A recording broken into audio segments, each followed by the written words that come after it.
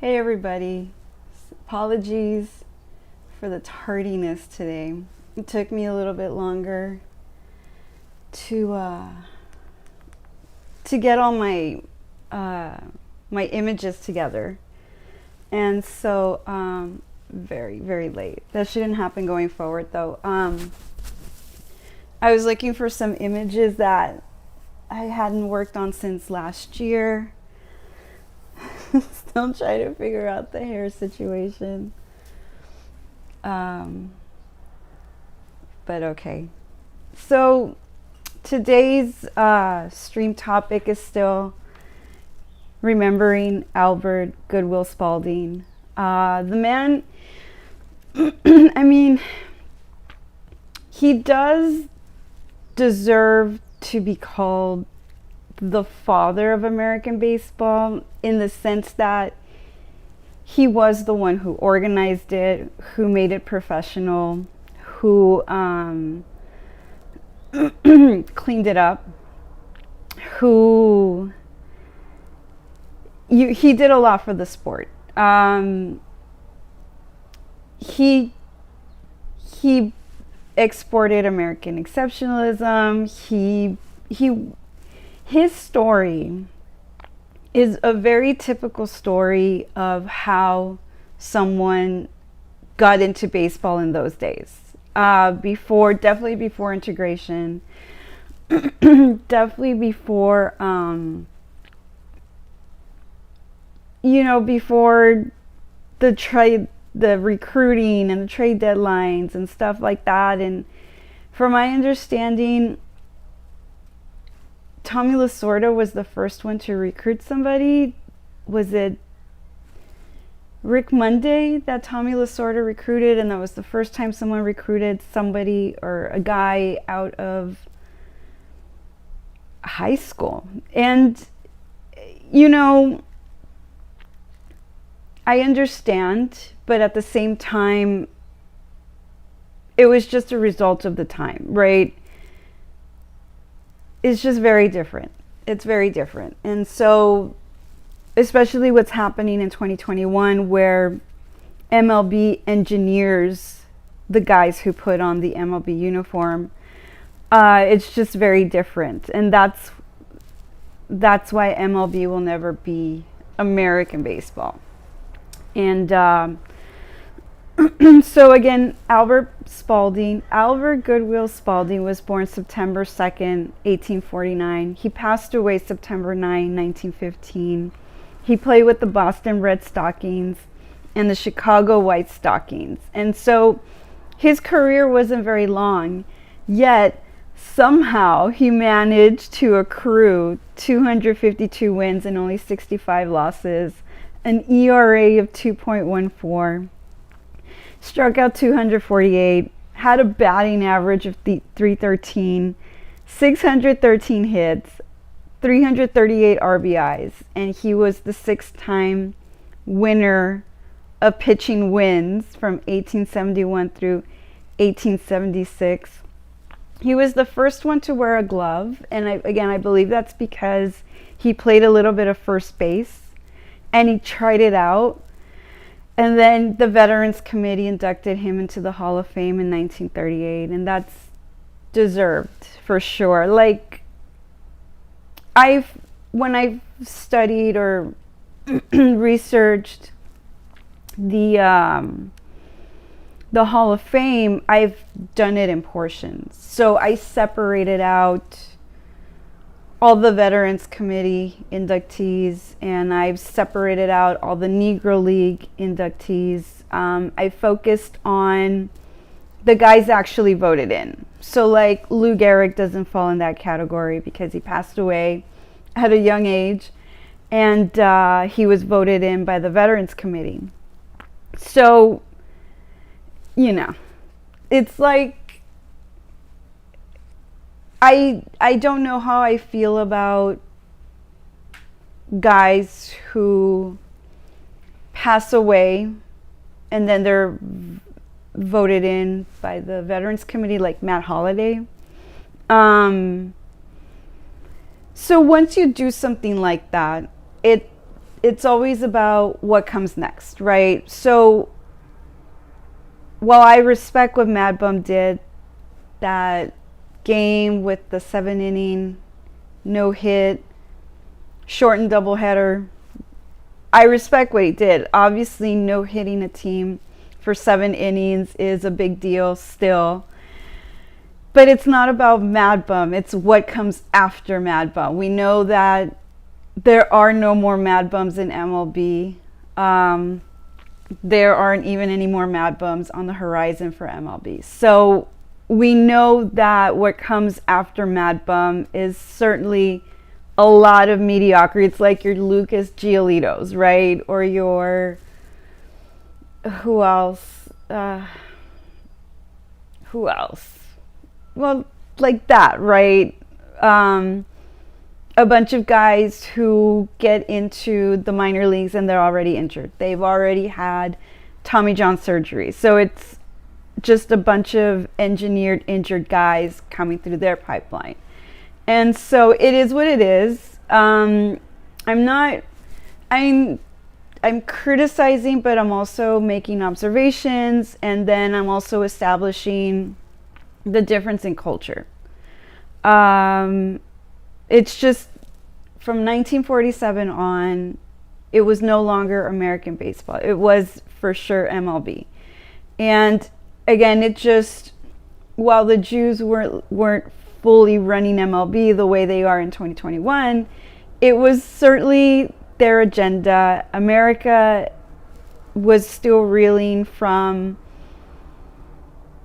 the losses from World War I, the more significant losses from World War II. It left an opening for a different culture to sweep in and do what they're doing in 2021.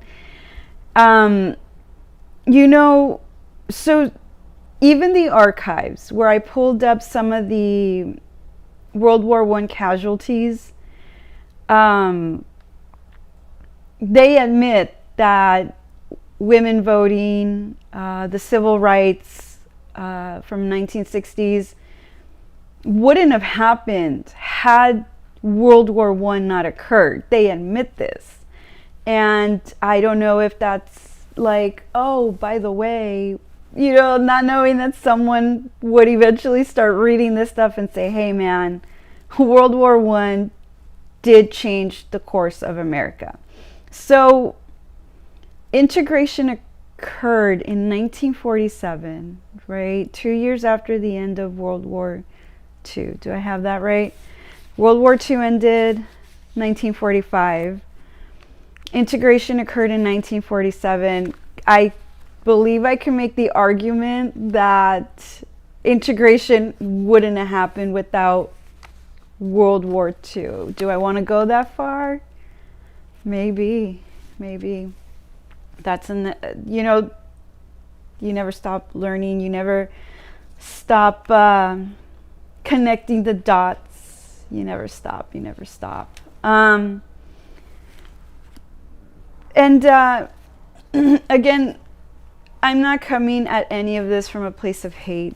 I don't hate the Jews. I don't hate the Africans. I don't hate the Dominicans. But the way things are going on American soil, given that, again, America was founded by 66% English and then Scottish, Irish, Dutch, German, not so much the French, not so much the Spanish, but they were running around here. And then in 1775, the estimated church membership of the population was 75%. Among that 75%, there were only 2,000 Jews and 5,000 Catholics. So your Jennifer Rubins can say stuff or tweet stuff that she tweets that would never be accepted. I mean, if you had an American running around Israel tweeting that kind of stuff in Israel about the Jews, that would not be tolerated. So it is amazing that the stuff that people get away with on someone else's soil, it's just insane. But it also took 100 years, right? This wasn't from one day to the next. It took them 100 years to roll out their agenda to even get to this point. And then it took 3 generations to destroy American society and turn it into a degenerate cesspool. But still, there has to be a point where people start breaking the cycle. And so that's, and maybe what happened yesterday is the beginning of that. You know, regardless of who's in power, given that the American government is no longer legitimate, given that the legal system is no longer legitimate, even though specific people hold these positions of authority, the people still rule. And we can definitely take steps to just reject a lot of the stuff that's happening. Definitely what happened yesterday with Biden going after companies over 100 employees. People are losing their jobs, and the ones most impacted are obviously your minimum wage workers. And that's why people need to realize that they need to reshift their priorities. We need to go back to the days of Albert Goodwill Spalding, when America was self-sufficient, independent, and the world's power for a reason. And again, Albert Goodwill Spalding is one of the last great Americans. He celebrated American exceptionalism. He exported it. He took it to Australia, to Ireland, to Egypt, to England. He, with the help of Cap Anson, helped organize the trip that I believe started in New York, and they had exhibition games across the country on the route of the railroad at that time. They had big things in San Francisco. And so, and more importantly, so I'm going to read just two passages. I will go up to 3. So the ones that I tweeted out, and then I have something on last night's NFL game. I have an opinion on that for sure. So, you know what? Because I've got that pulled up from. So, when it comes to ratings, my main source is Sports Watch. No, I want to get that right. Sports Media Watch. He's my go-to for sports ratings, but the ratings have become very politicized. Understandably, because, you know, these professional sports on American soil in 2021, or leading into 2021, were commanding millions of dollars to run ads during these games. But what started happening, let me show you guys this one. So one of these starts in 1963, and the other one starts a year later. So the ratings have become politicized. The television ratings have become politicized. And this is one of my older charts, but you can see steep declines for MLB's All-Star Game and World Series games, the average for the World Series games, right? And a lot of these charts I want to acknowledge that most of the information comes from Baseball Almanac. I don't know their leaning. I don't know who works there. I haven't researched them specifically, but I knew that I wanted to avoid the more widely used one because it's basically just analytics, nerd central, not interested in that kind of information. I want raw baseball statistics. Baseball Almanac also has a lot of this ratings information on their website. That's where I pulled it from last year. That's why 1967 through 1968 to 2019. So 2020's dismal World Series ratings are not incorporated. Obviously, there was no All-Star game in 2020, but you can see the trend, right? And so the television ratings have become very politicized. MLB can't justify demanding millions of dollars from advertisers nor so-called sports channels when nobody's watching.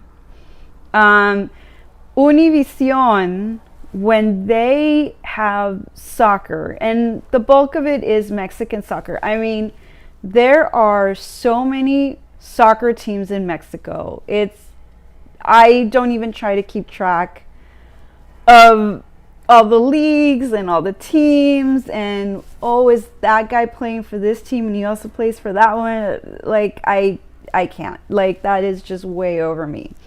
Nonetheless, Univision televises several Mexican soccer games, and they do really well. In the sense that if you think about the reach of Fox, ABC, ESPN, FS1 versus Univision. And so who's more likely to watch each, right? Who's most likely to watch Univision? Someone who speaks Spanish or someone who doesn't speak Spanish but wants to watch Mexican soccer for some reason, right? Maybe it's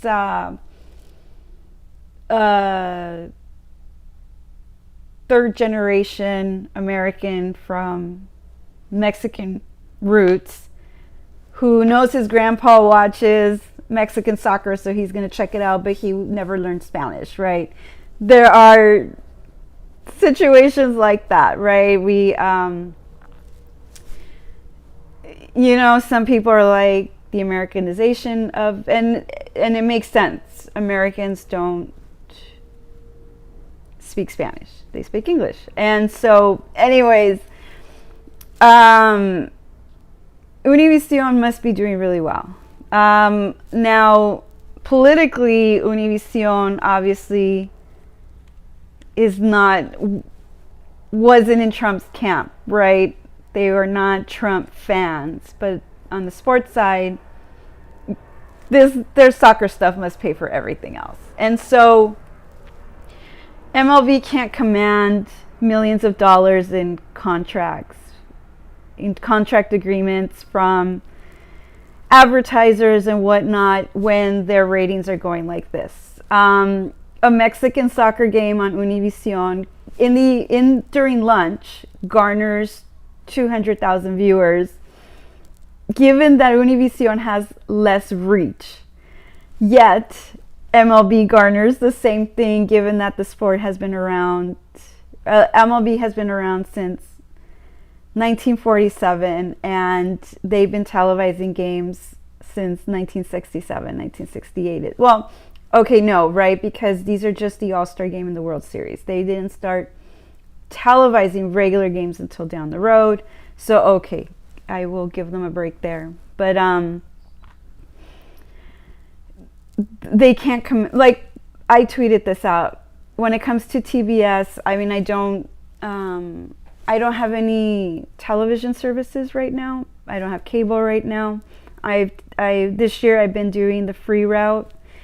But if I had cable or live TV streaming service on TBS, I'd rather watch Big Bang Theory reruns than MLB. So there's that. So I am going to confess that I did watch the Tom Brady game last night because even though I formulated an opinion on what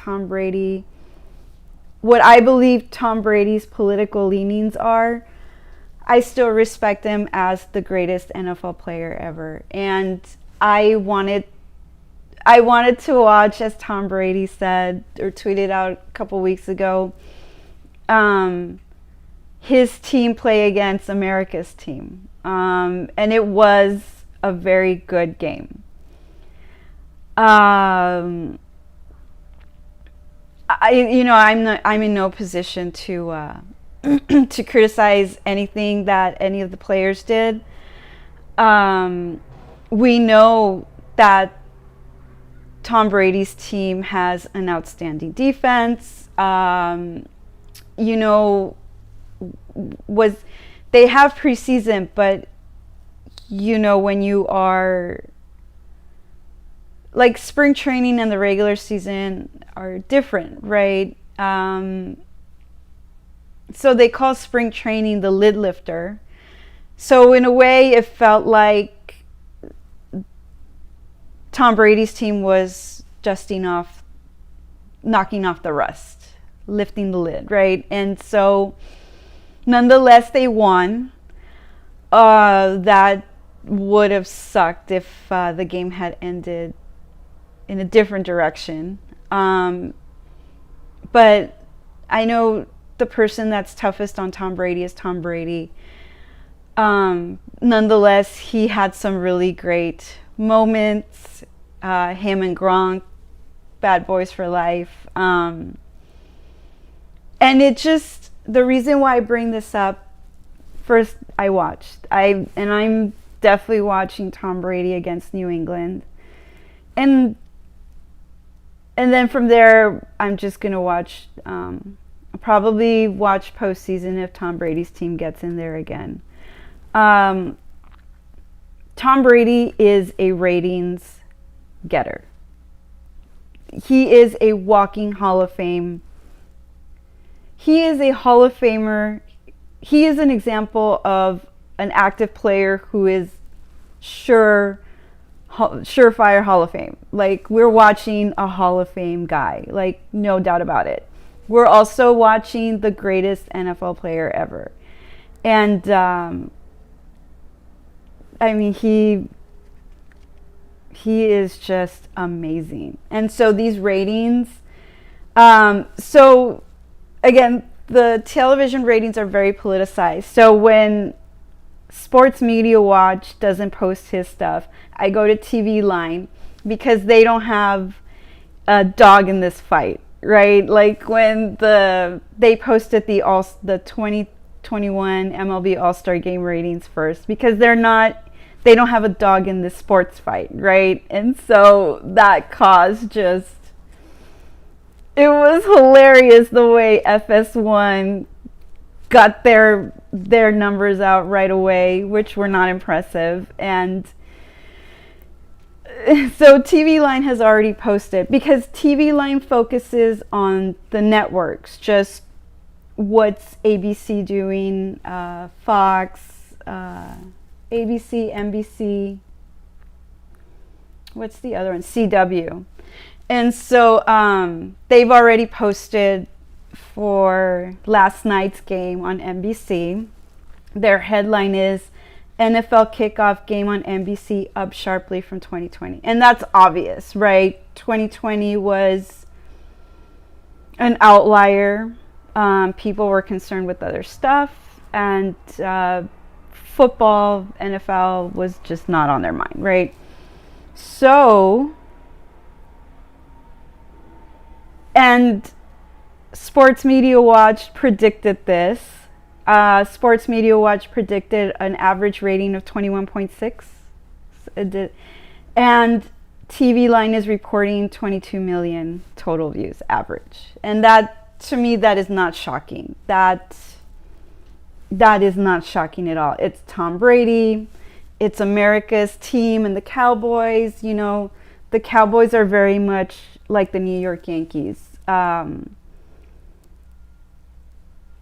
Even though the Steinbrenners have not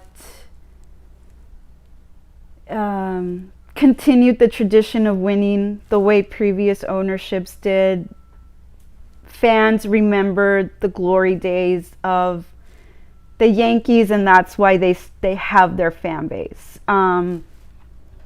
Same thing with the Cowboys. I don't know a lot about the Cowboys, but I think the Troy Aikman years solidified the Cowboys as America's NFL team, and so people hang on to that stuff. They believe that it is their right that their team should win all the time. That's Americanism. We believe in winning, not losers. We don't believe in mediocrity. That's other cultures. Okay? You can keep your mediocrity. So, I wanted to make sure I uploaded this chart when I talked about the ratings, which are not shocking at all. Tom Brady is a ratings getter. I think it's stupid that last year FS1's executive leadership had to rely on their analytics to figure out if Tom Brady, that's just stupid. Why are you being so obtuse? You don't have a gut feeling. You need your nerd analytics to tell you that Tom Brady's going to garner ratings. I mean, really? How much do they pay you guys a year, or salary? Millions of dollars?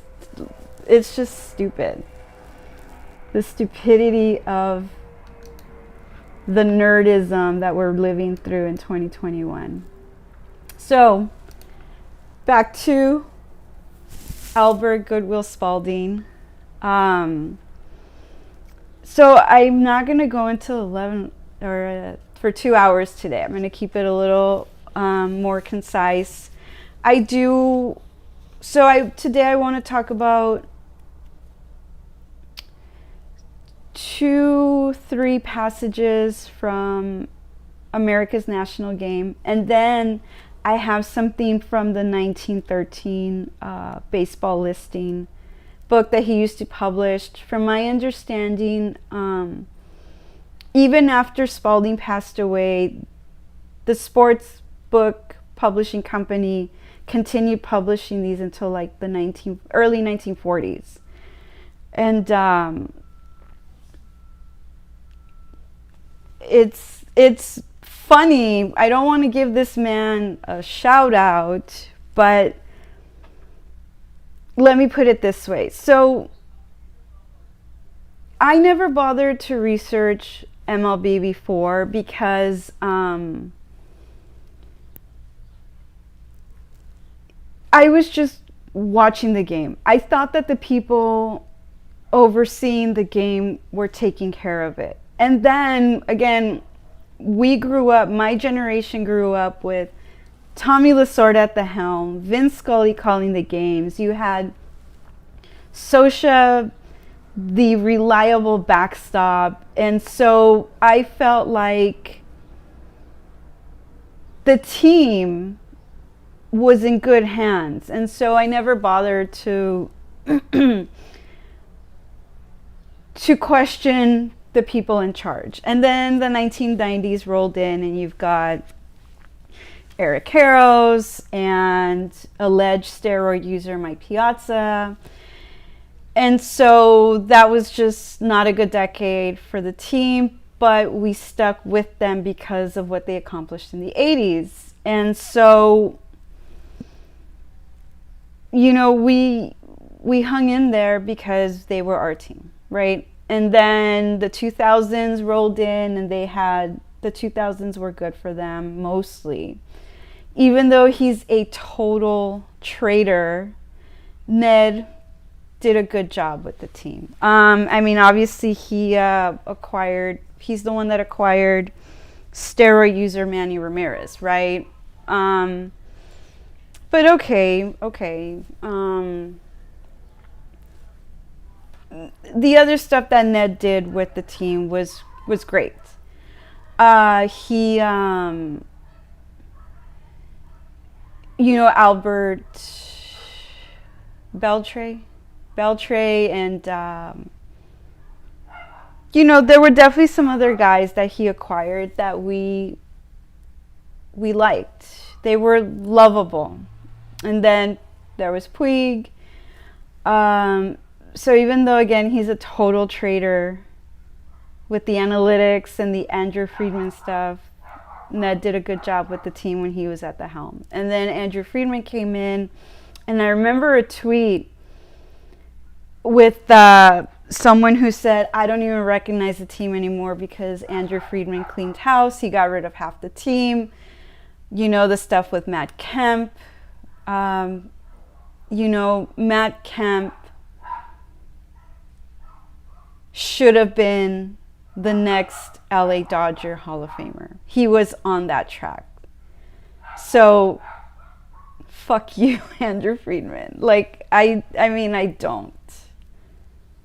don't like you. And it goes beyond, it's just the philosophy and all that stuff. But Matt Kemp was definitely on track. I think we could have got Matt Kemp into the Hall of Fame had he remained with the Dodgers. I think we could have got him in, but shit changes, right? So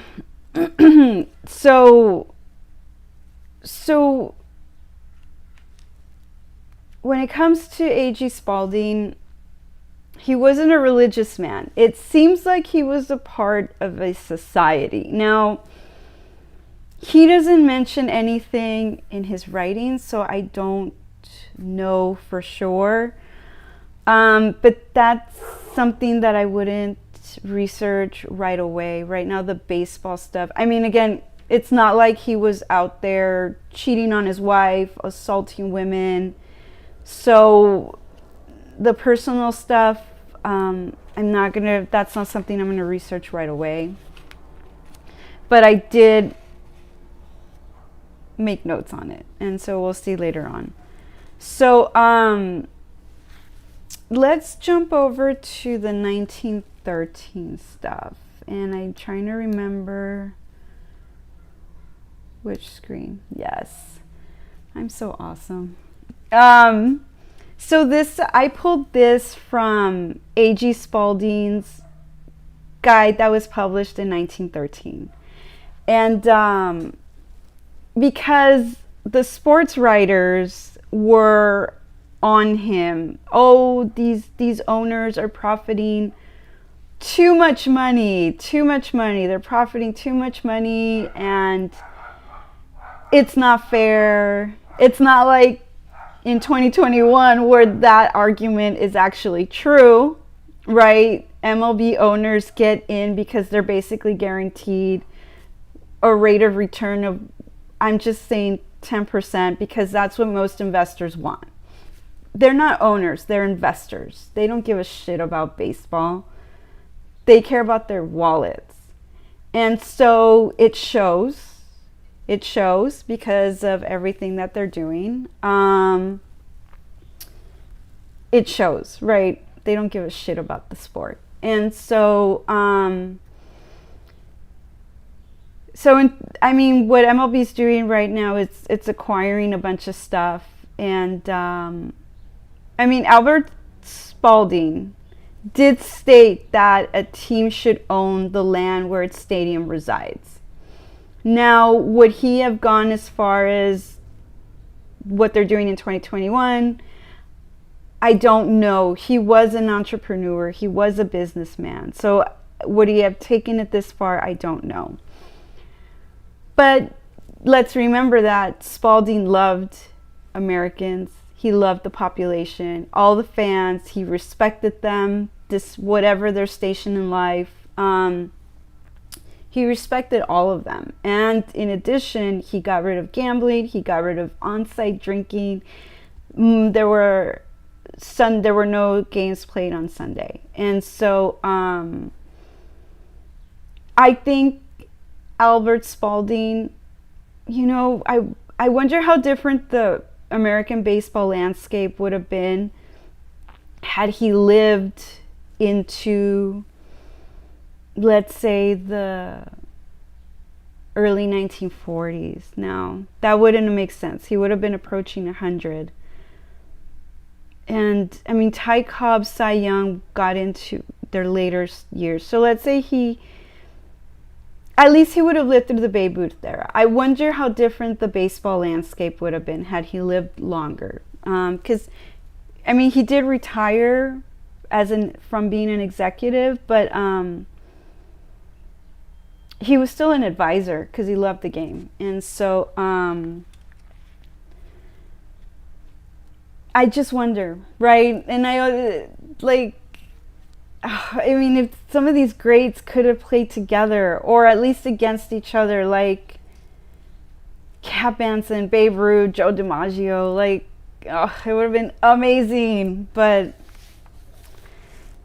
everybody had to live in the era, you know, every era of American baseball needed its heroes. And so Cap Anson, and then Cy Young, Ty Cobb, Babe Ruth, Joe DiMaggio, you know, they helped keep the sport alive in their respective eras. So, you know, you can't have it all, right? So here, I just want to show how simple running American baseball was from the owner's perspective. You had your expenses, and then you relied on your receipts from the gates and any other funding that you brought.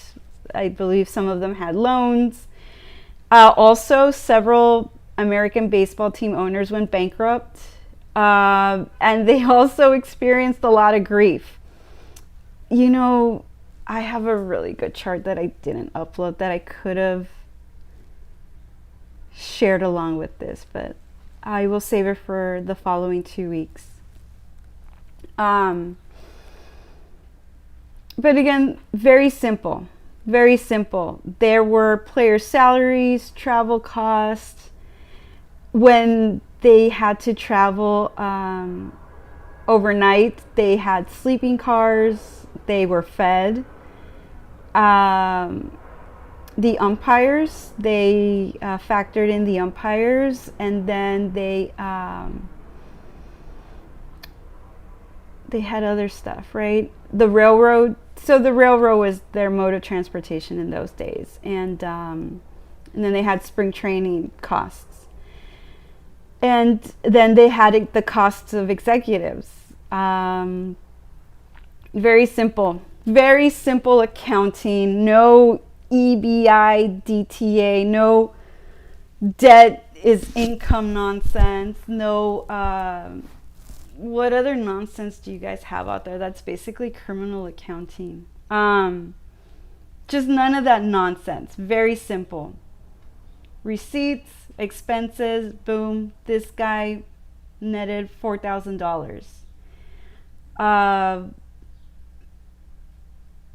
You know, out of receipts of $250,000, which is nothing. Oh, I don't have the what it is in inflation, but it goes up a couple of $1,000s. So no, at least in 1912, right? Because this report was published for the 1913 guide. In 1912, the owners were not making a killing on their teams, not like in 2021 where they have guaranteed rates of return if they become investors. And then they, you know, so with the digital stuff that MLB owns, every team gets a piece of the pie. And I imagine with this baseball card stuff, every team will be given some sort of piece of the pie of that. So that guarantees income from mediocrity. Fucking mediocrity. Whenever you have guaranteed income like that, it just guarantees mediocrity will as well. But it's okay. We're gonna move away from all that nonsense.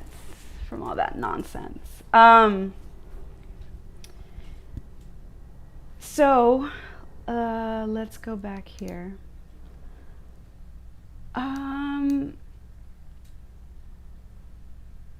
let's go to, so this is a taste for the following 2 weeks. This is my cross-check test. I've tweeted this out.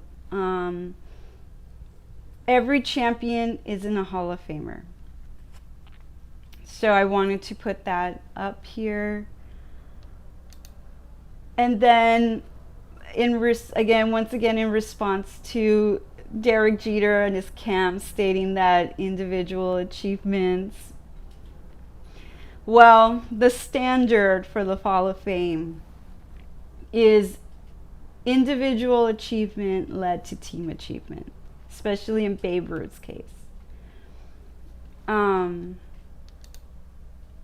then Babe Ruth. Okay. So let's go over to Spalding. I tweeted out, hang on. Let me tweet this out really quick.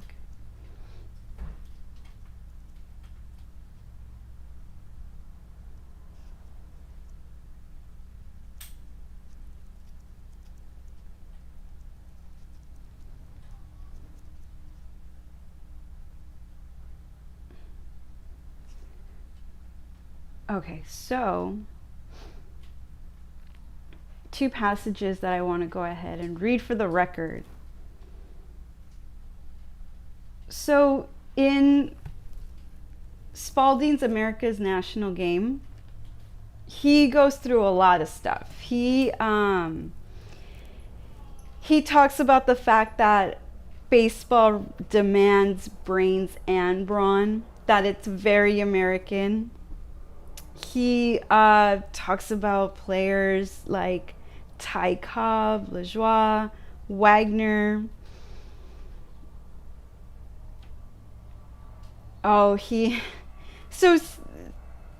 Spalding did have some sort of Christian leaning because he likens baseball, spring, and the resurrection.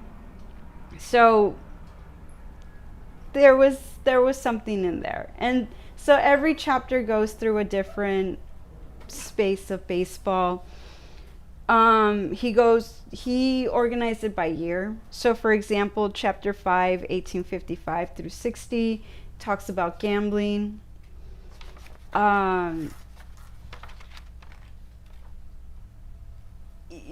This is when, so what is this, chapter 17? No. Yeah. I believe this is chapter 17, 1880 through 88. Players as prospects trying to raise their salary. Players needed discipline. Some players joined rival teams. That's why you got the reserve clause. And then teams that failed to pay their dues were fined even more money. They couldn't play. They weren't allowed to play if they didn't contribute to the pot. And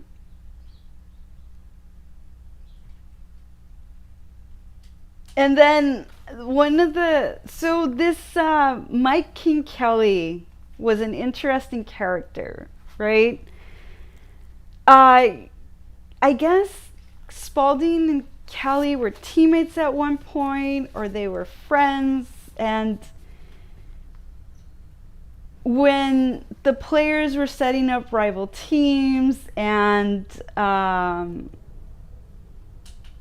1880s saw a lot of changes, right, in the sport. So Spalding was a businessman, right, entrepreneur, knew how to negotiate, knew how to lead, and he tried to get Mike King Kelly to fold, to take the offer. And then who knows what Spalding would have done had Kelly taken it, because Kelly did turn it down, and that was huge on his part. And that's always, I thought a lot about several of these things. Like, I mean, obviously there isn't going to be $25 million a year for David John. So it's like, it's going to be like, hey, you guys, there isn't millions of dollars, and they may never be millions of dollars. This salary stuff in MLB is going to crash. And they did it to themselves thanks to Marvin Miller, who was a Jew. I'm not saying that players, you need to, when you need a union to protect you, something went wrong, right? Something went wrong. Unions aren't American. Unions were imported from Europe, and I forget who it came from. I want to say it was the Germans, but I'm not 100% sure. So Americans didn't have unions for 300 years. It's something that slowly developed during the Industrial Revolution. And and so I'm not saying that players don't deserve representation. But what's happening right now, as we saw during the steroids era in MLB, is the union is being used to protect the cheaters and the degenerates, right? The union protected Mark McGwire, Barry Bonds. I've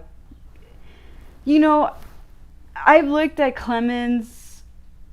I haven't looked at Clemens' career, but I looked at he's in several pitching top 20 categories, and I don't understand what happened with Clemens.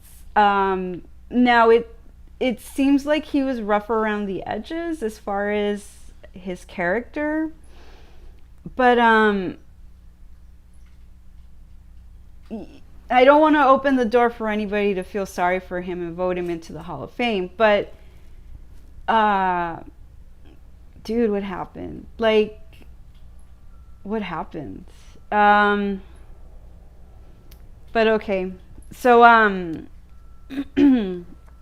did I go in that direction? Oh, because, so the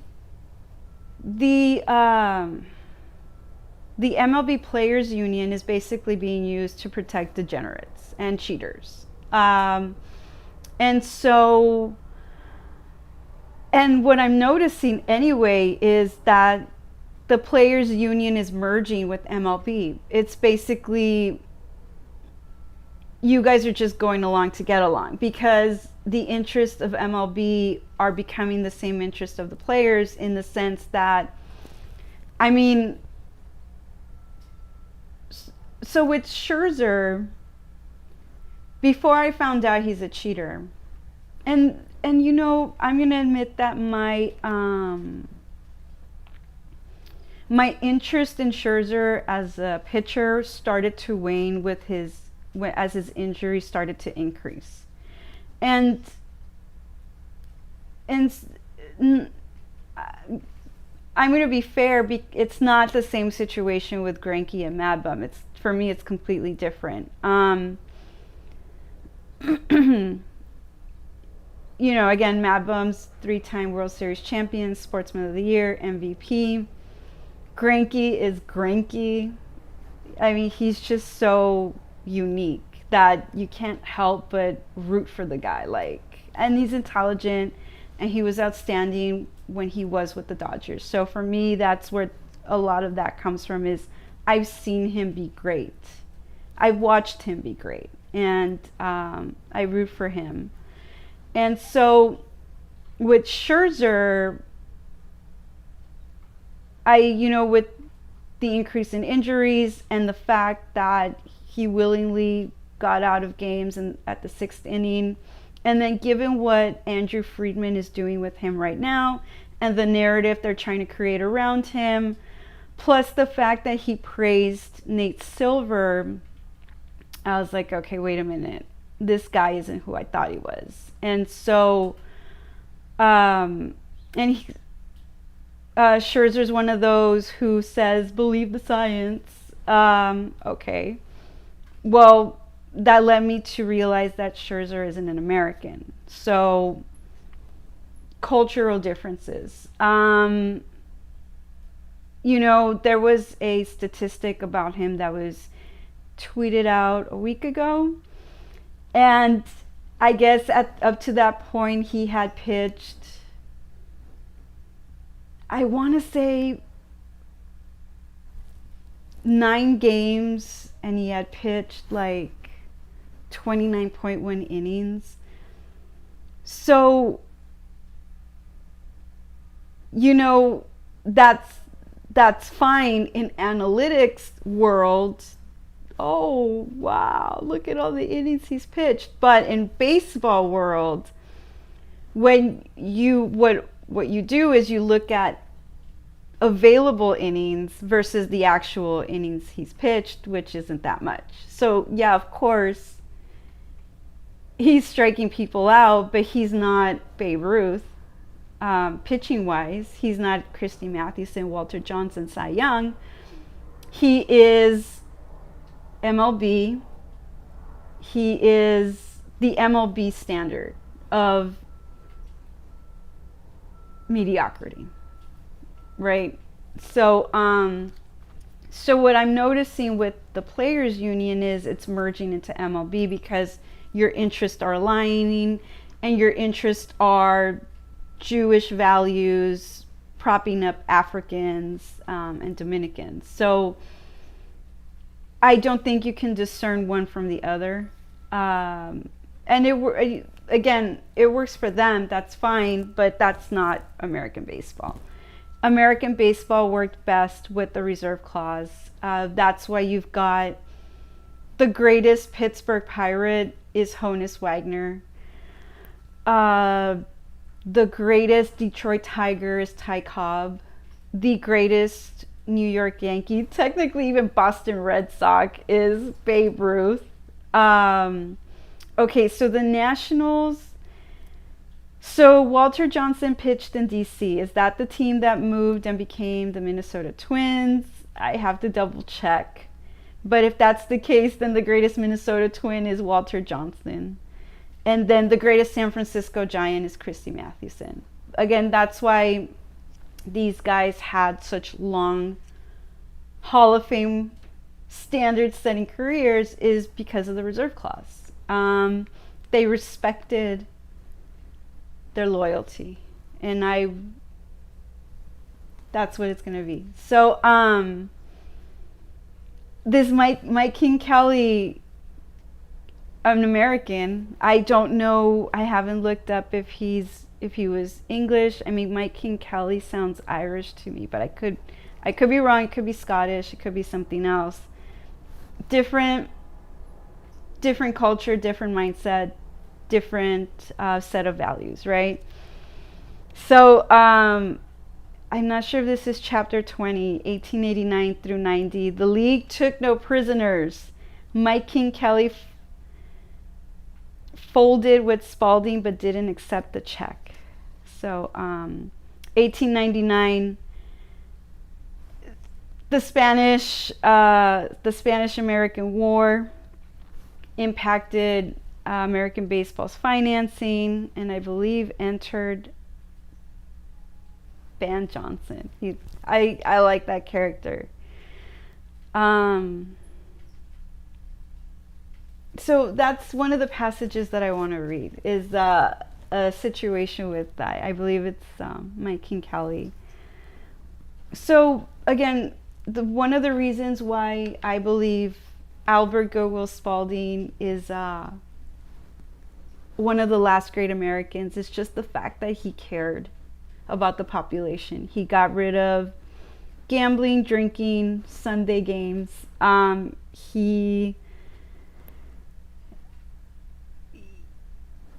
wasn't the most religious man, but he had a good moral compass. And it's one thing to talk about it, it's another to be about it, right? And so Christy Mathewson probably didn't go to church every Sunday, but he lived his ethos. He didn't cheat on his wife. He didn't even give interviews to sports writers who were cheating on their wives.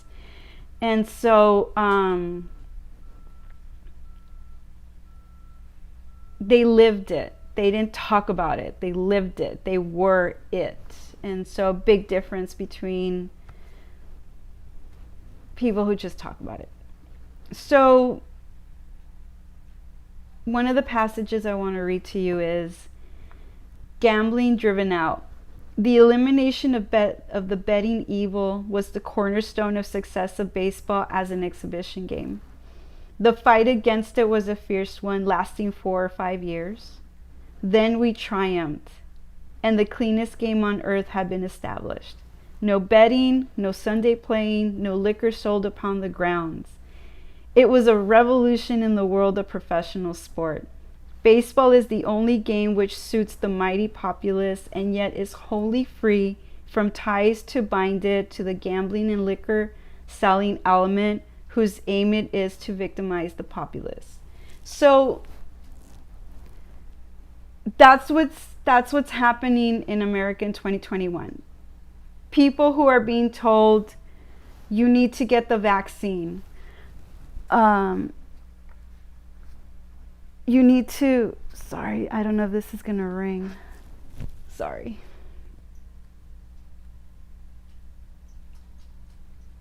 Okay. Let's hope that doesn't ring.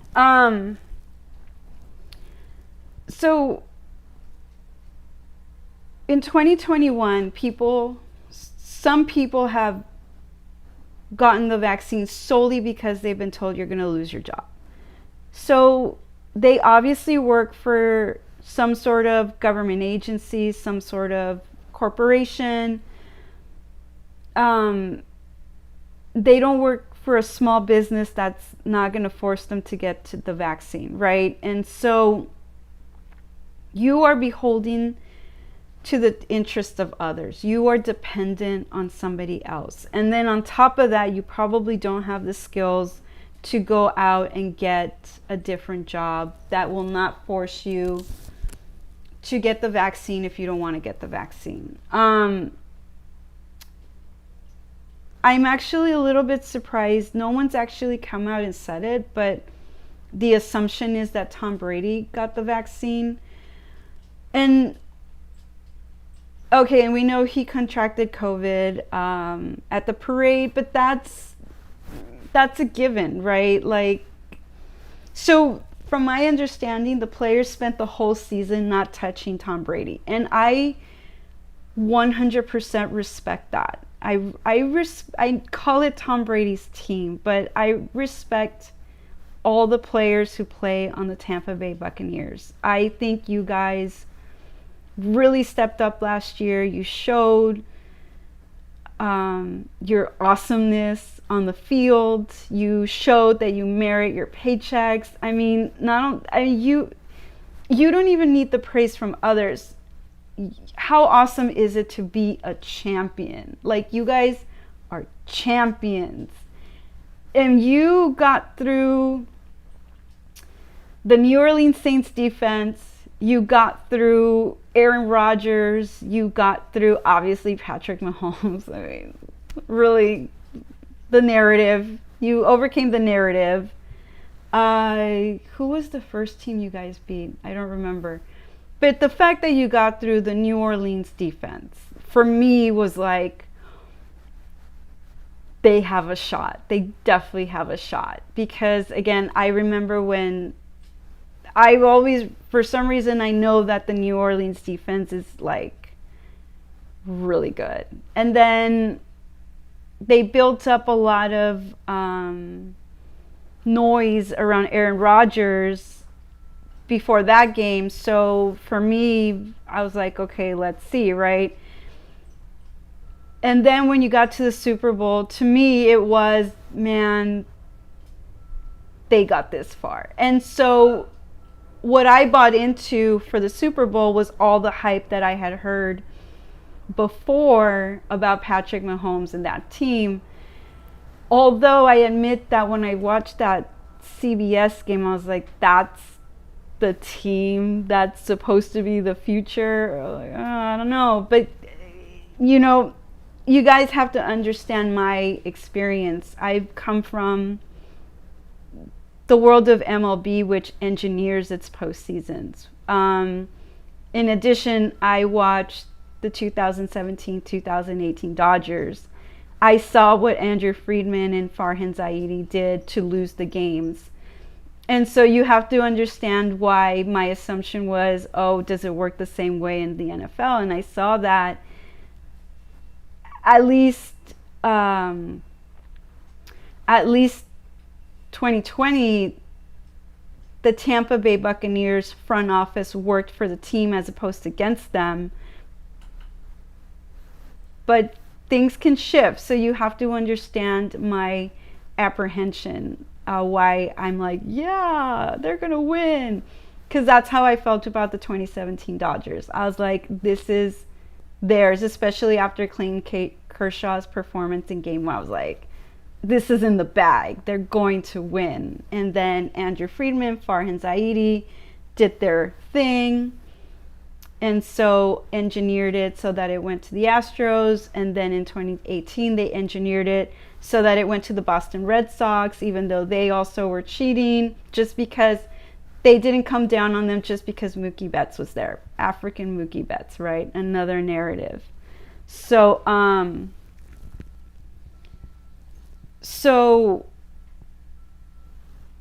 Albert Spalding cleaned up American baseball. He got rid of the bad elements. He got rid of the things that had power over the sport. They weren't beholden to gamblers. They weren't beholden to liquor companies. And then on top of that, they didn't play on Sundays. They respected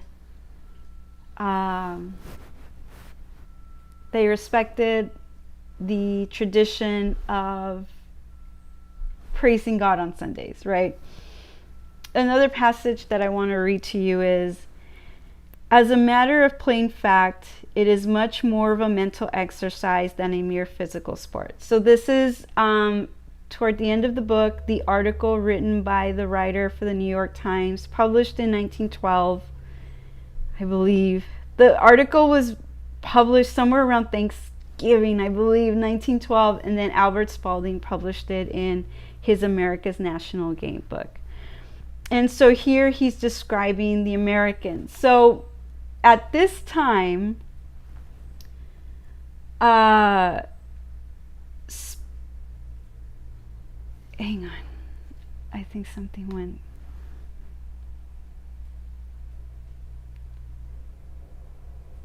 Let's restart it. Okay. Okay.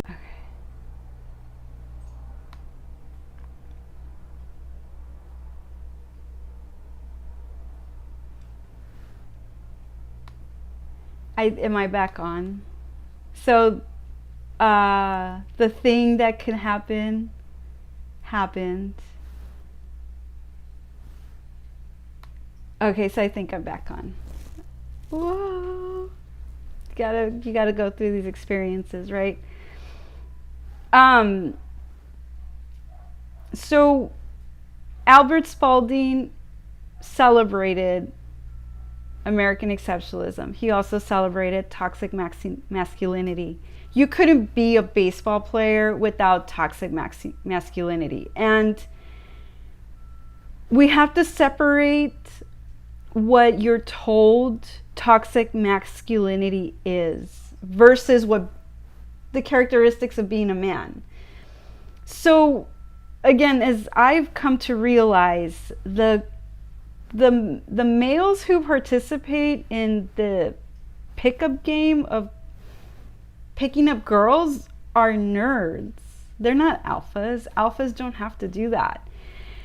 And so we have to start separating the opinion that has been assigned to you, as Scott Adams says. The pickup guys are nerds, and these are guys with complexes. They don't feel good about themselves. They don't look like Tom Brady, right? They're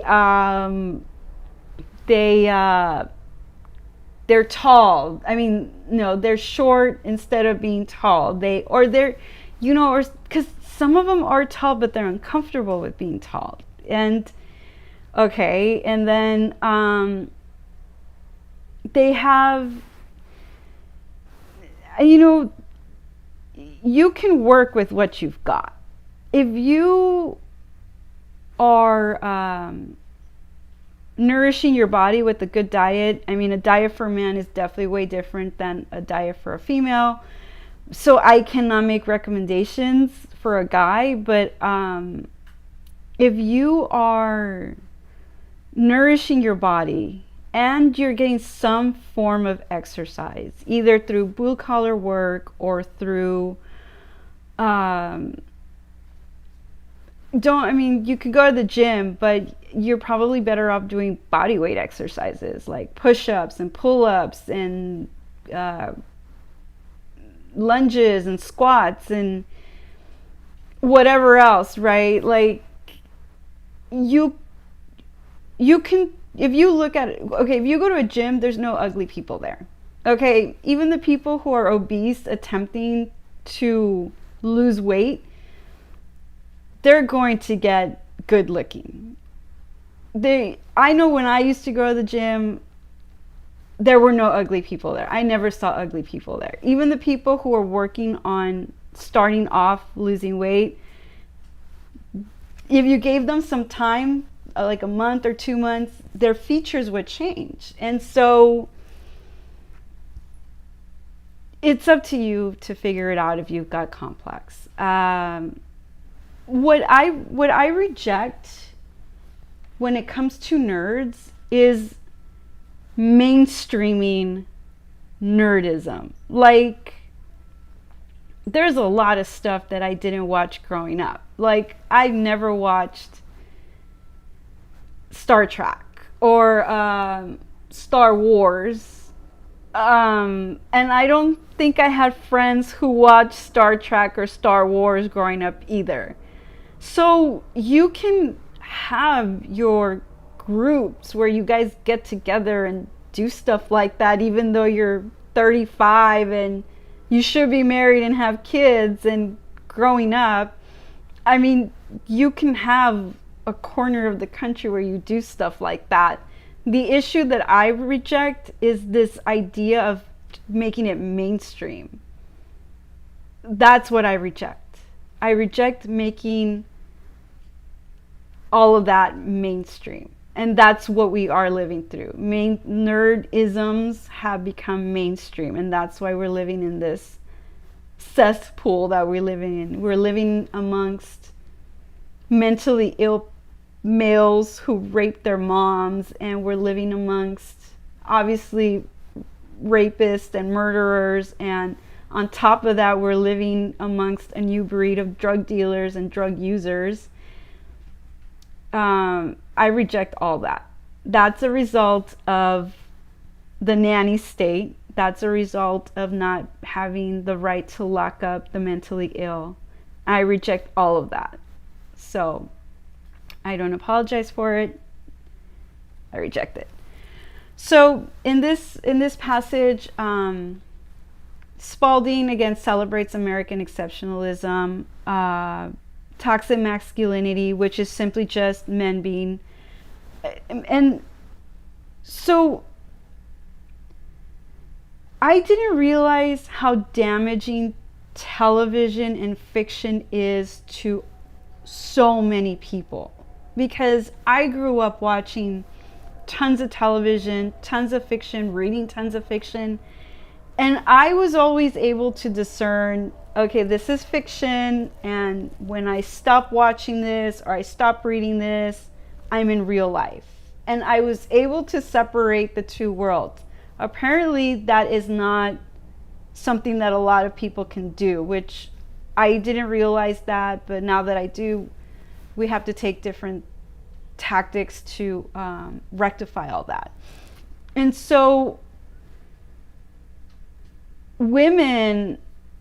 some women are afraid of alpha men because they believe those are the ones that are going to hurt them, when in reality it's the nerds, like mentally ill nerds, that are more likely to hurt a woman than an alpha.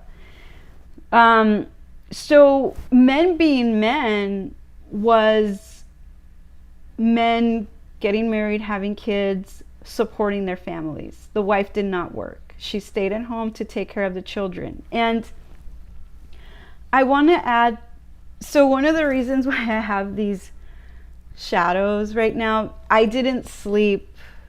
I did not sleep. That night when the abortion stuff went down in Mexico and then they had the earthquake, I didn't sleep out of despair or I didn't sleep because I was in despair. I just, I fell asleep and then I woke up. And then I didn't go back to sleep after that. So I was like, I'm going to tweet. and so I started tweeting and then it chased away my sleep and I couldn't fall asleep. So I'm still trying to make up those hours that I didn't sleep. And so I started scrolling through the trending topic of the earthquake. And then obviously I was not the only one who made the connection between the start of legalizing abortion in Mexico and the earthquake. I was not the only one who went there. And I didn't like any of those tweets, but there is one that stood out to me. Some guy, I'm assuming he's Mexican, he younger than me, good looking guy, tweeted out that that he's Aztec. So something that's happening right now, Mexicans are trying to figure out who they are also.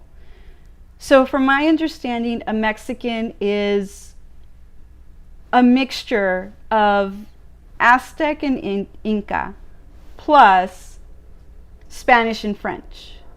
So we've got every Mexican has 4 potential bloodlines.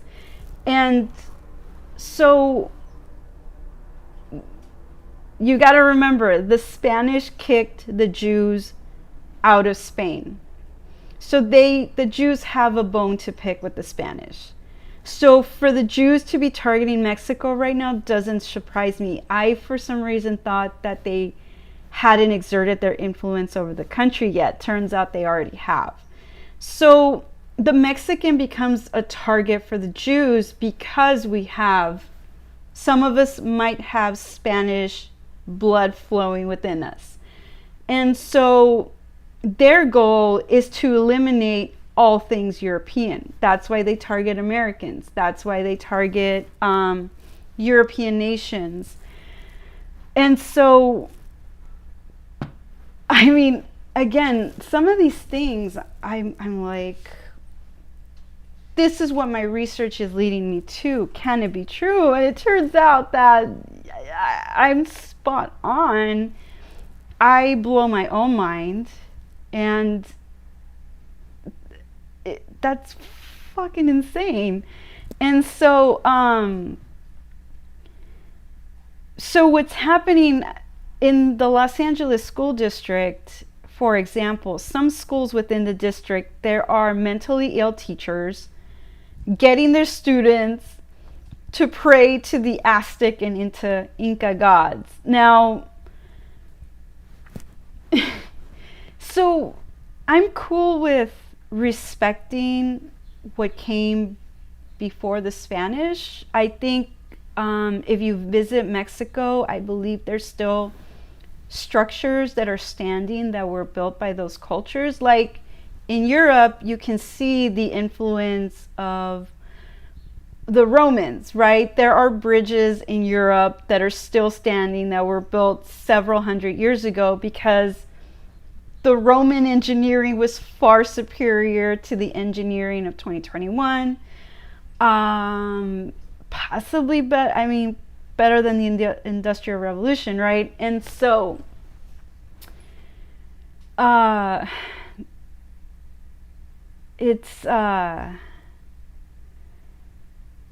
so I'm cool with acknowledging what came before the Spanish, but I think it's in our best interests, and I don't want to go full into this right now, but it's in our best interest to celebrate the fact that we have European heritage too. I'm going to do a specific stream just on that.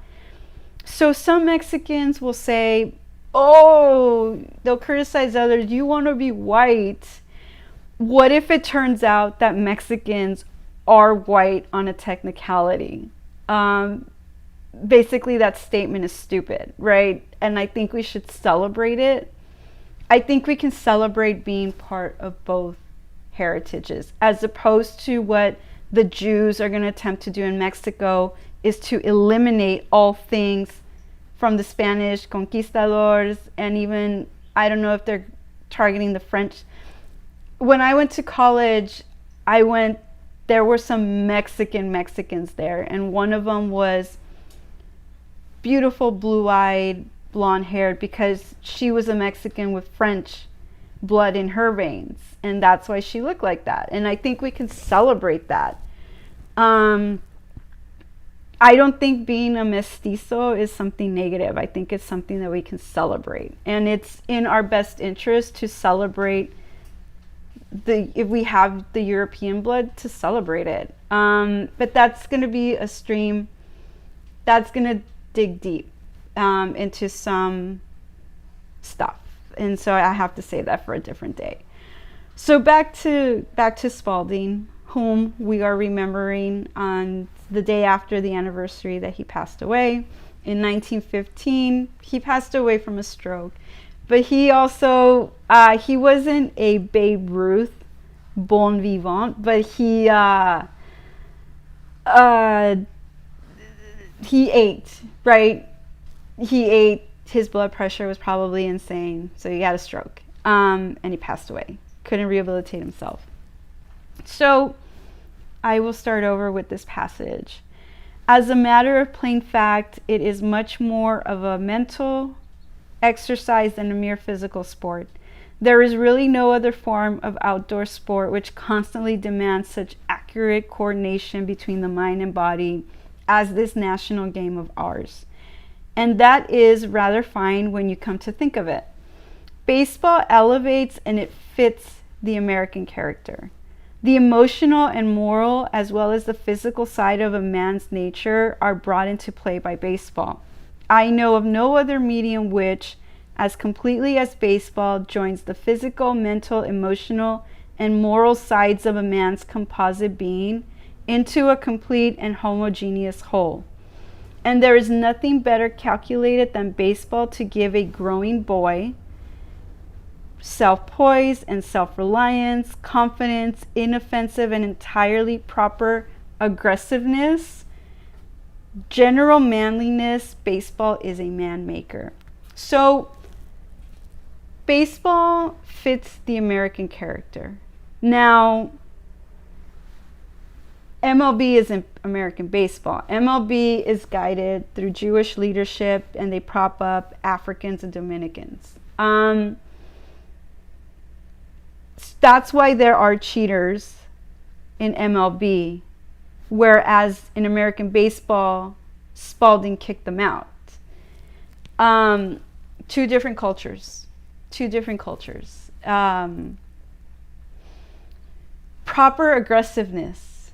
So fights breaking out amongst baseball players could occur, but baseball players assaulting women is not proper aggressiveness, right? Aggressiveness is assaulting women the way Julio Rios, Trevor Bauer, Alex Verdugo filmed it. The guy that got kicked off the Dodgers minor league team under the watch of Andrew Friedman, Farhan Zaidi, Gabe Kapler, and just all the Latinos that MLB has acquired that have assaulted women. Domingo Germán assaulted his girlfriend in front of his teammates at a charity event. That's MLB culture. MLB culture is not American baseball. MLB culture is led by Jews who have a completely different set of values. They don't believe in winning. They praise mediocrity. They hate whites in many cases. That's why they call them racist. That's why they bash Cap Anson and Ty Cobb, Kurt Schilling. So different cultures. different cultures. If you haven't read Spalding's book, I recommend that you do. You can find it online as a PDF. That's how I found it. Completely different cultures. American baseball is completely different from MLB, and MLB seeks these guys that assault women, use steroids, cheat. Again, and I don't think it's an accident. So that's why, Molly Knight, if I made wrong assumptions about you, I still recommend that you figure stuff out. You need to grow up. Okay, so the Mike King Kelly stuff. This is a couple pages that I want to read to you. And I know when I read this, I was like, oh man, this is hilarious.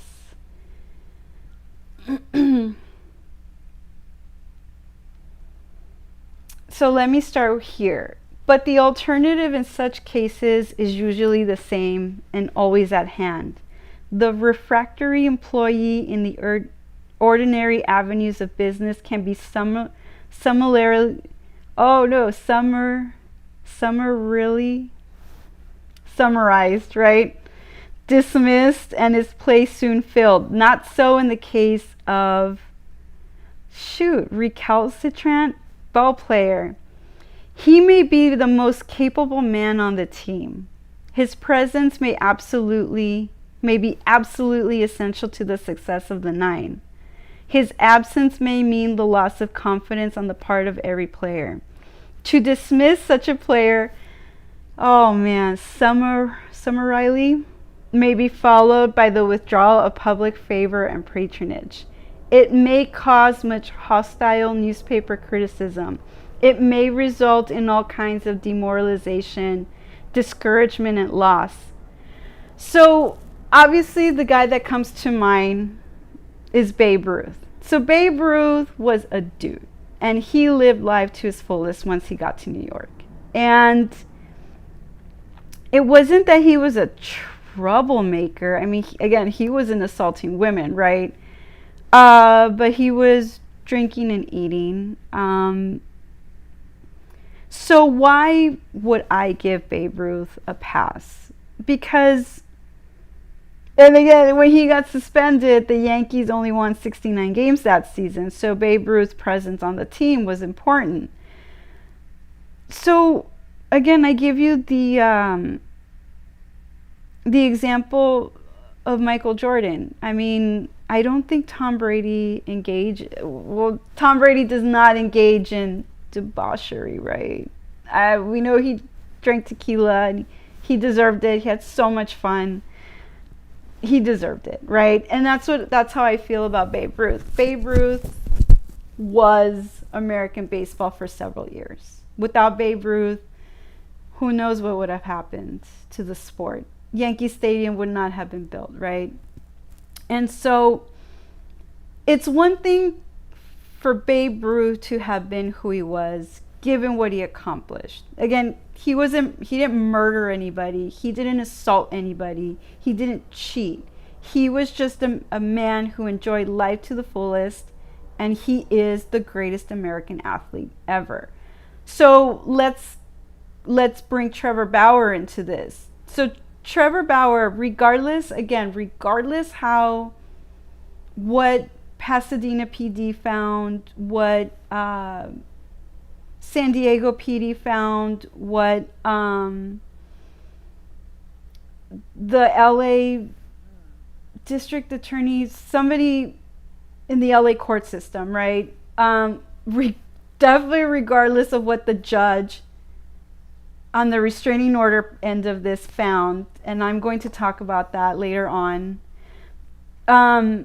Regardless of that, MLB has recruited a guy who is a weirdo and takes pleasure in hurting women. So again, I'm going to expand on all of this because and I'm going to wait. I think I should wait, but I'm going to expand on what I'm talking about. But let me put it this way. Trevor Bauer is no Babe Ruth. So if you're an alcoholic, if you are a glutton and you have no substance, then you're just an alcoholic and a glutton. Some people want to call Babe Ruth a glutton and an alcoholic, but they can't because Babe Ruth is the greatest American athlete, the greatest American baseball player, the American Baseball Hall of Fame standard. If you've got no substance, then you are just your degeneracy. Michael Jordan gambled. Michael Jordan smoked. I'm not sure if he drank, but he smoked. We know that he smoked. Was he a heavy drinker? I'm not 100% sure.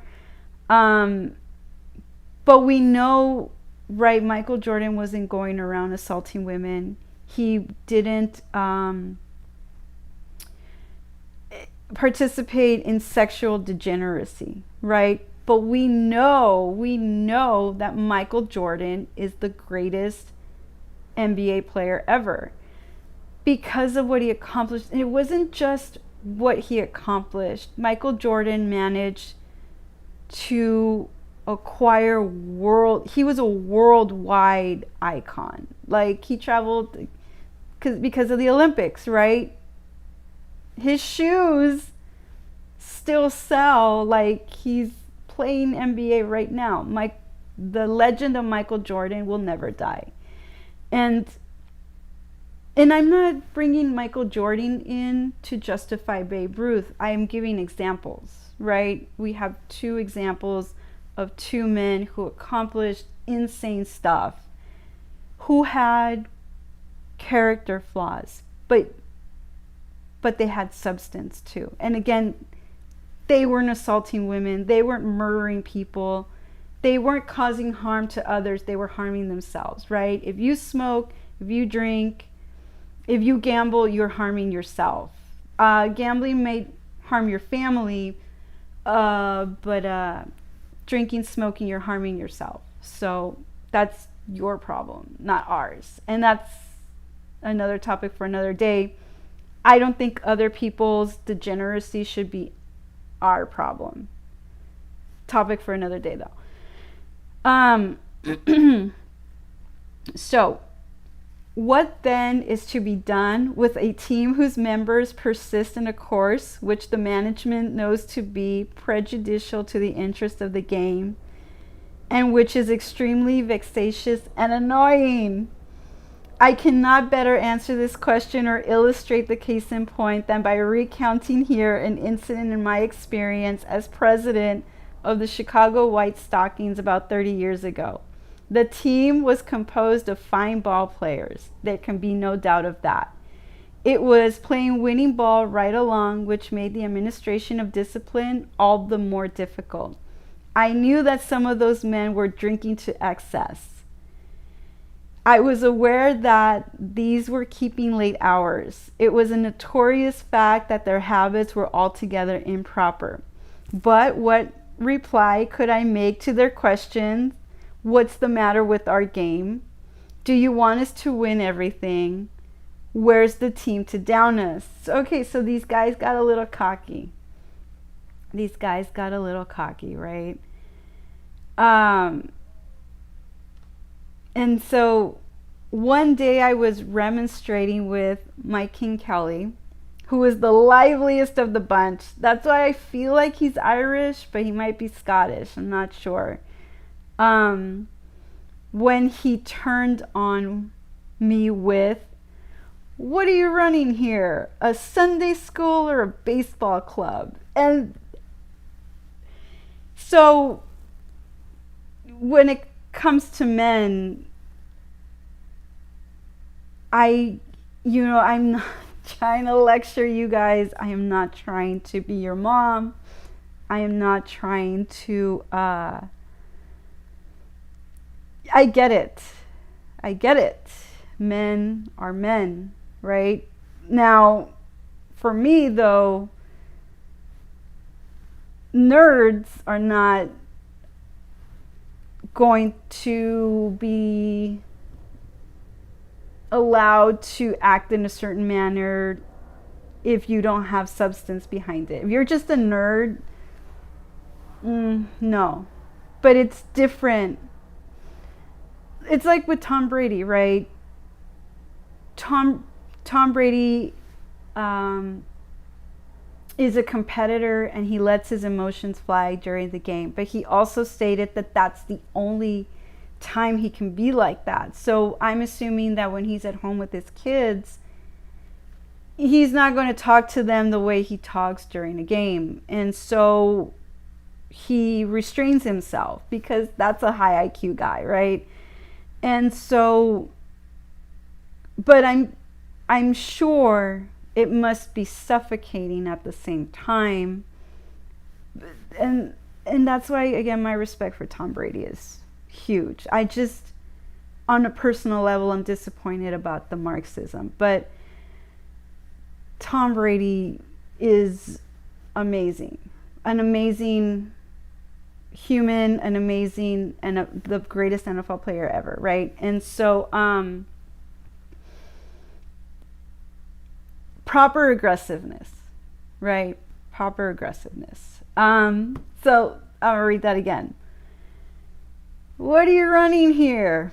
A Sunday school or a baseball club? I told him that while we were not exactly in the Sunday school business, we would still like to have the boys reasonably clean in their habits.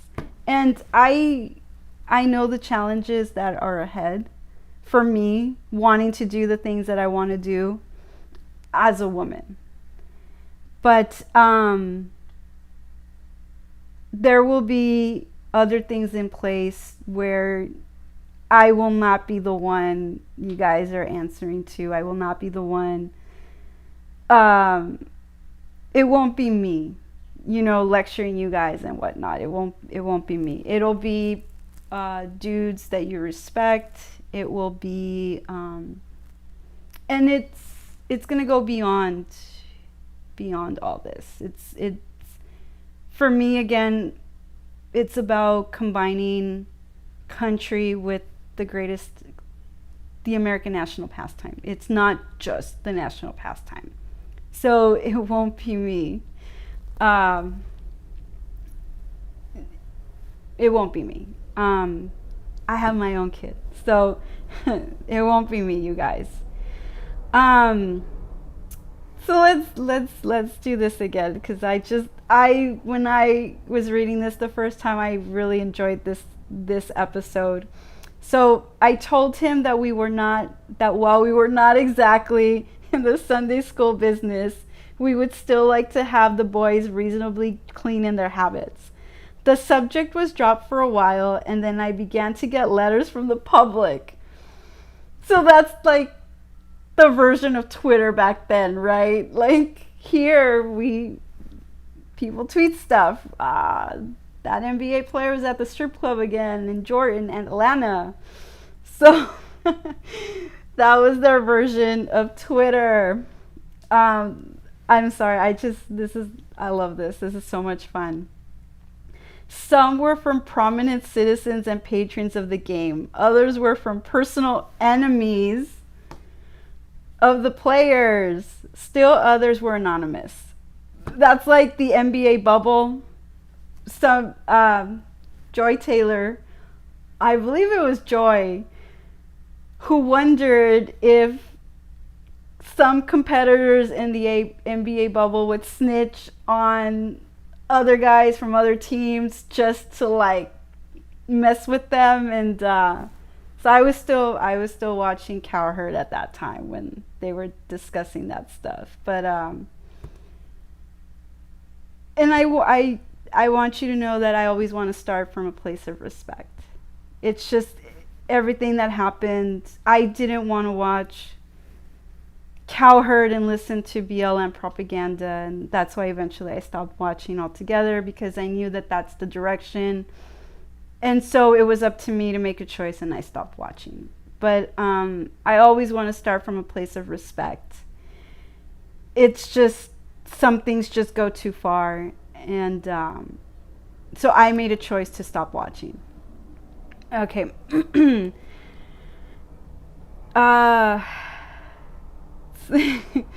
But all stories of drunkenness and debauchery in which members of the White Stockings were implicated. These recounted scenes of revelry and carousing that were altogether reprehensible and disgusting. Finally, the newspapers took it up and began to berate the management for the actions of the players.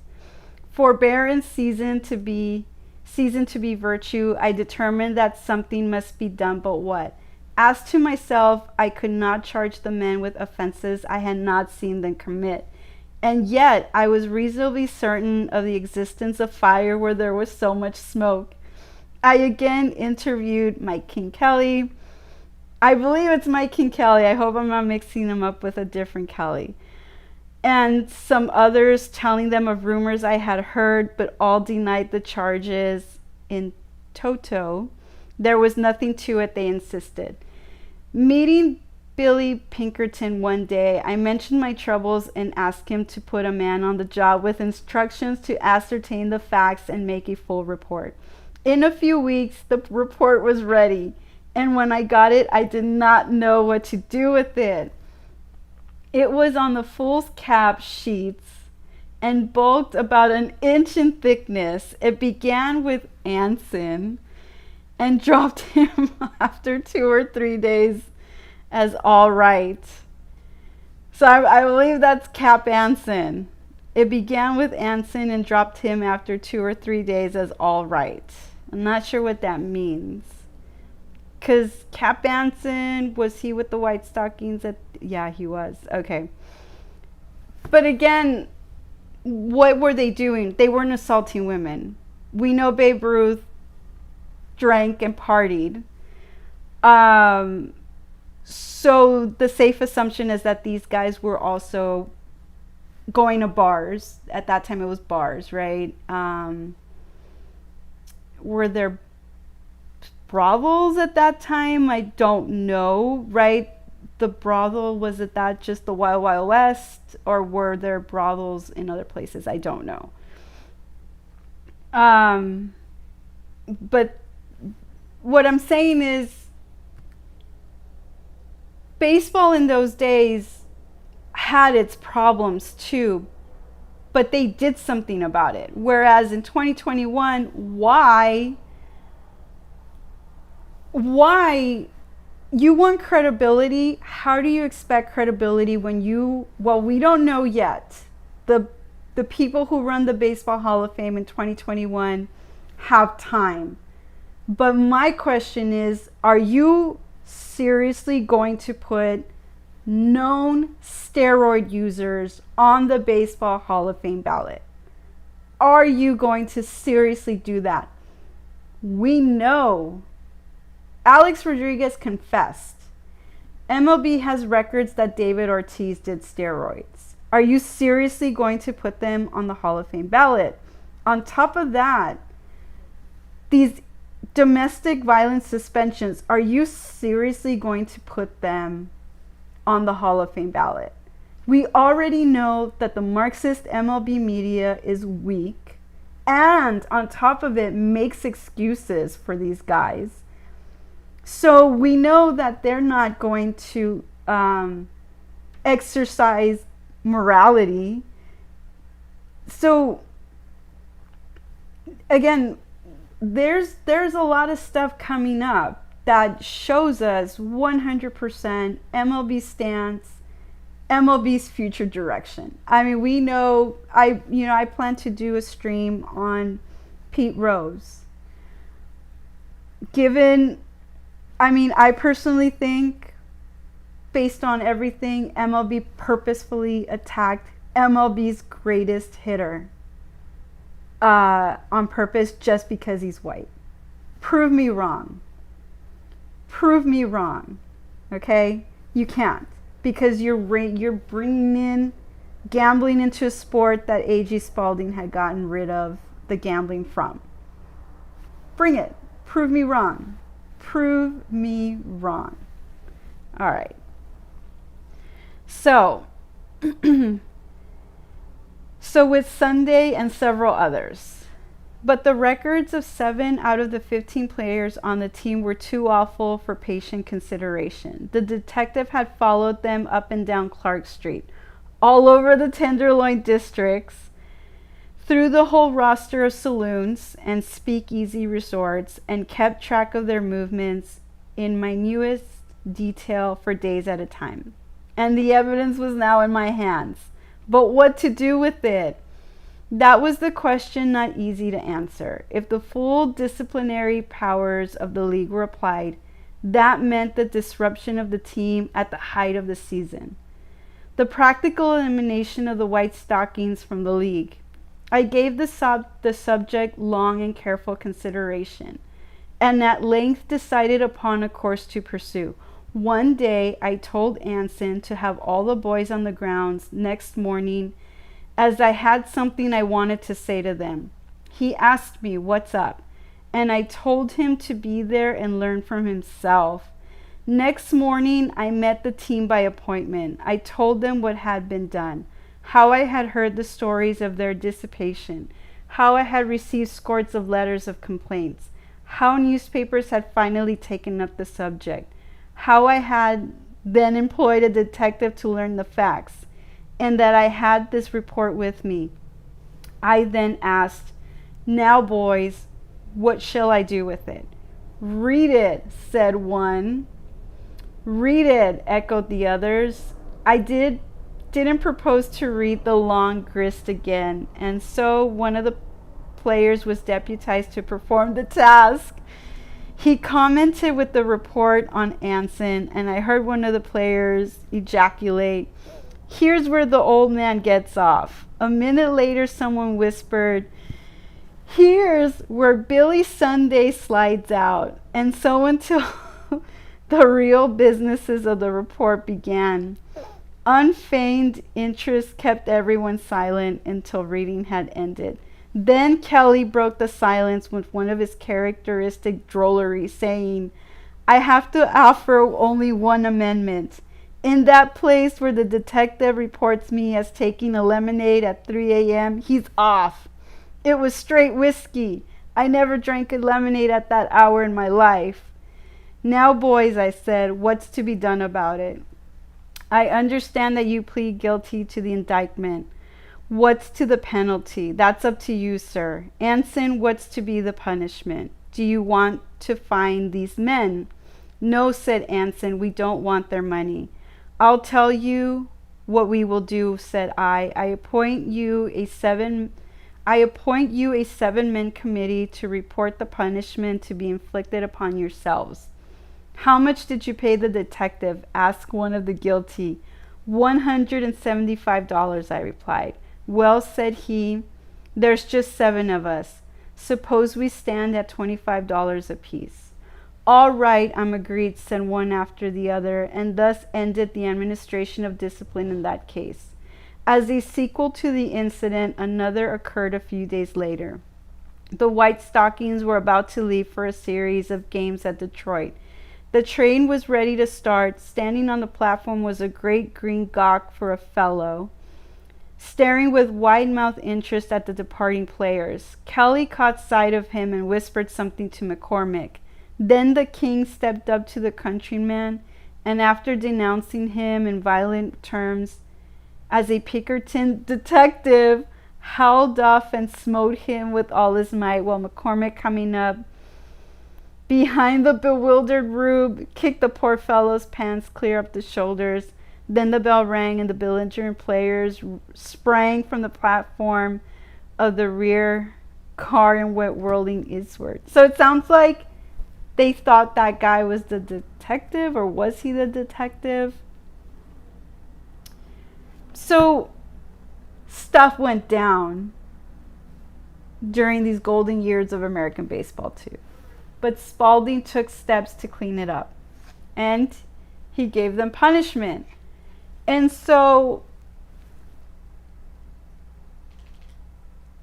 it's, again, I know that these challenges are ahead, but hopefully guys will self monitor. I don't know. Well, we got to figure all that stuff out, right? But Spalding did what he could to clean it up, and he did clean up a lot of it. And again, it got cleaned up. It's not like the NBA today where these players are going to strip clubs for chicken wings or whatever. Spalding did a good job of cleaning it up. In other sports in 2021, it just keeps going. And to add injury, what is it, insult to injury, MLB praises them. That's disgusting. It's disgusting. So we are approaching the 2-hour mark.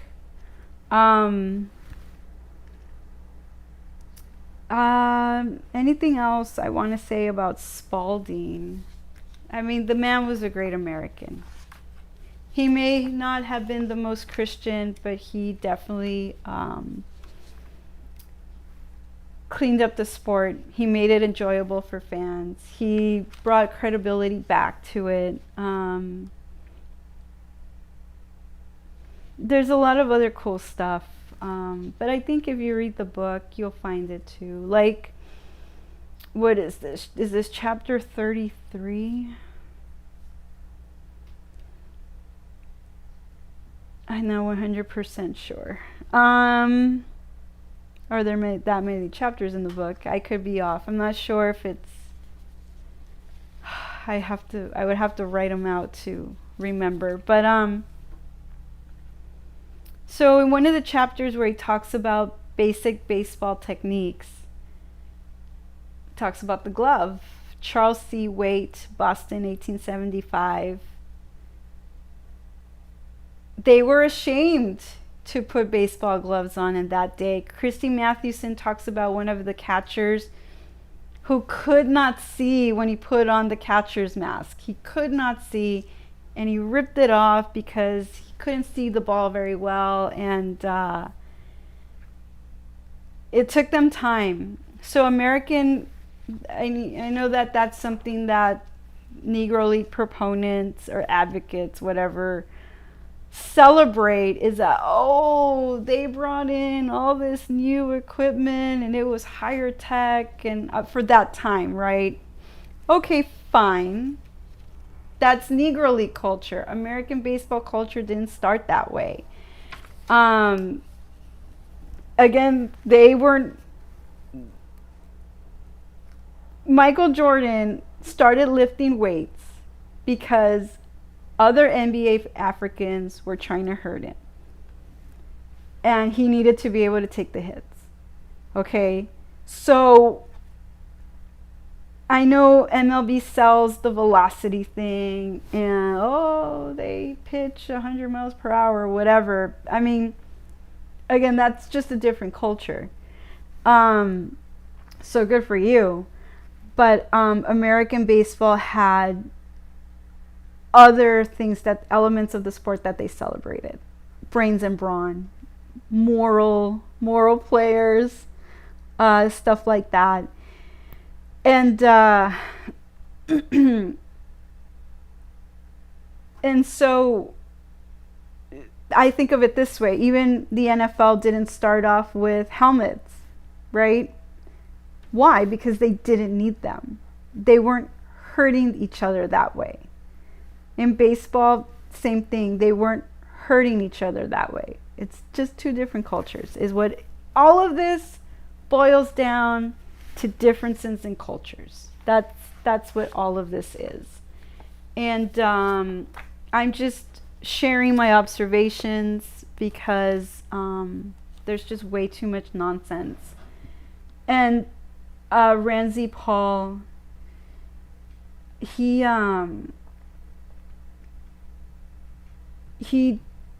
right. A lot of us are just done with what's happening, because they're not American laws being imposed on Americans anymore. They are laws from other cultures, and it's not okay. And America's pretty great, so I know I personally defend it. And so I want to comment. So tomorrow's the 20th anniversary of 9/11, and a lot of us that were alive when it happened, we all have our story, right? So I made the comment to my mom, and my mom, what she remembers the most is watching the people jump out of the buildings and plunge to their death. That's what sticks with her the most. For me, I was on the West Coast at that time, and it was very surreal. We were all getting ready to go to work when it started, and one of my roommates, he wasn't an American, he was in complete denial about what was happening. It wasn't until after he spoke with his girlfriend that he realized the severity of the situation. I personally didn't understand what was happening because, again, we were walking out the door practically, and we had the news on, but we didn't have the sound on. It was like, what's the weather going to be like today? What's the traffic like, right? And so it was weird. It really hit when we arrived at the office and we realized that our business partners and our business suppliers had also made their way to work, but were closing early.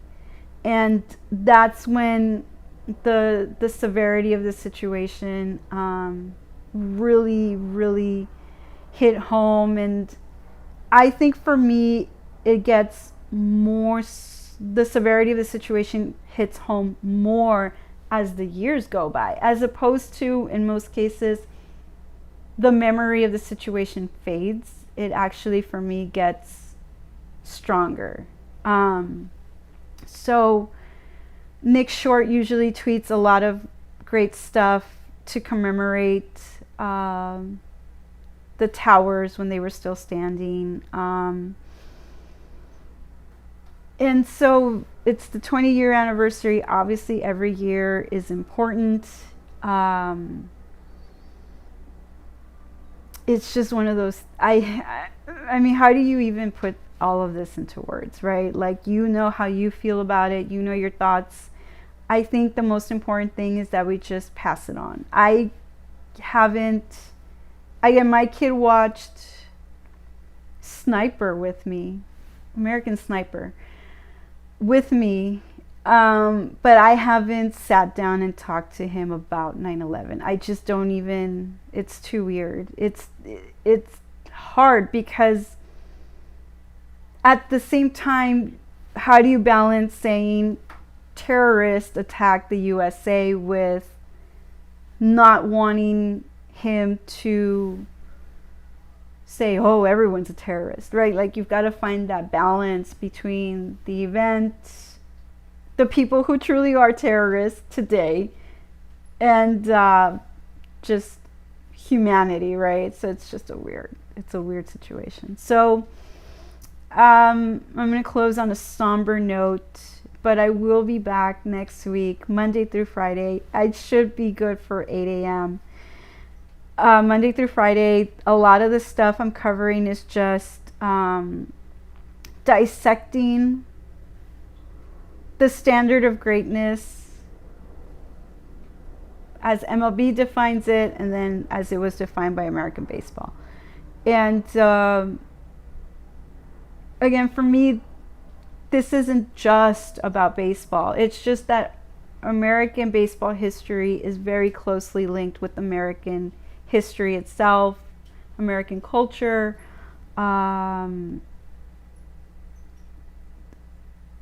just all that, right? We're on a runaway train, and we need to figure out we can stop it sooner rather than later. So this is just my small contribution of observations. Hopefully it's a fun way to learn history that you probably haven't learned. It gives you an idea of what American men were like before World War I. It gives you it should give you pride in your country, your history. And so tomorrow we remember. I'll be back on Monday, 8 a.m., just talking a lot more American baseball history, American history, and some observations about the definition of greatness then and now. And we'll go from there. So I hope everyone has a wonderful weekend.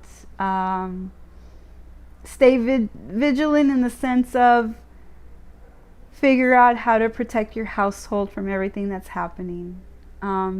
Your household members need you. So tomorrow we remember. See you on Monday. Thank you very much.